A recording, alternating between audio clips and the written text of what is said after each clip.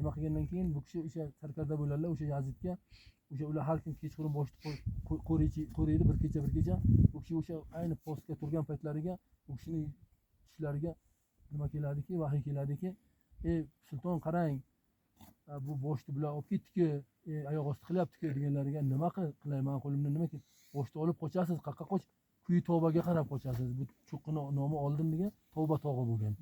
Tavba tog'iga qarab qochasiz deganlar. Keyin ana ular kishi endi boshni o'rniga bosh qo'yish kerak, bu yoqqa boshni olib qolish uchun keyin o'sha qo'l ostidagi askarlariga nimalariga nima qiladilar, murojaat qiladilar, kim boshini, kim joni shirin hamma ham boshni birdan berib qo'ymaydi-ku. Ana keyin o'shanda boshdan sado chiqadiki, kimiki agar menga o'sha boshini bersa, meni boshimning o'rniga men shafaat qilaman, jannatga so'zsiz kiradi.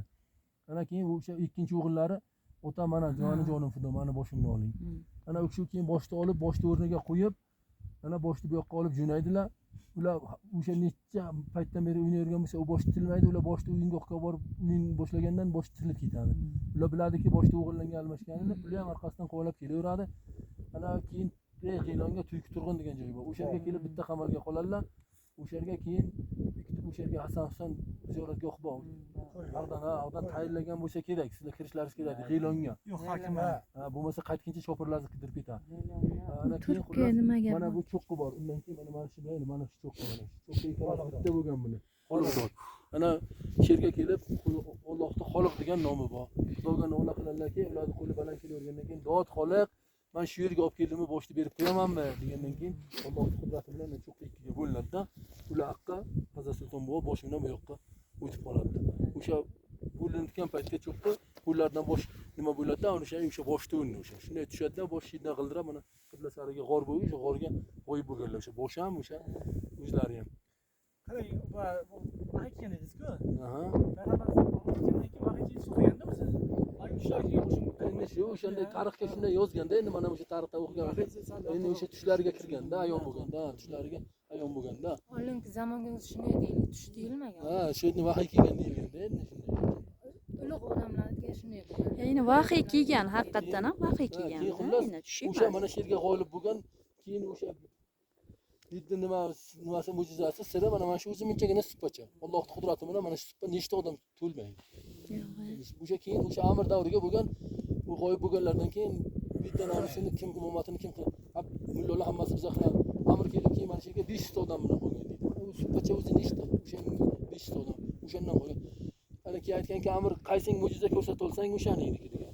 Ana keyin mullalar nima qilganini qo'ygan, bizda o'sha Saysobir parranda bobomiz bor. O'sha kishi mana shu yerdan menga izoh bering, 35 minut kutasiz. Sig'masam ketaverasiz dedi. Keyin xullas mana shu yerdan zavga taylab o'zlarini o'sha kirib g'ordan qo'llariga daraxtni shoxiga to'rtta fasl qo'llariga tok bir bosh uzun bilan ikkita non olib chiqib aytgan ekanlar. Nima gap deganga Amir pastga katta alma daraxti bor ekan, o'shanga harir matoga o'ralgan bosh osib qo'yilgan. Tagiga katta jom bellir ko'sa, o'shanga qon tomib turibdi. Qachon jom to'lsa qiyomat qoyim bo'ladi deb aytdi menga.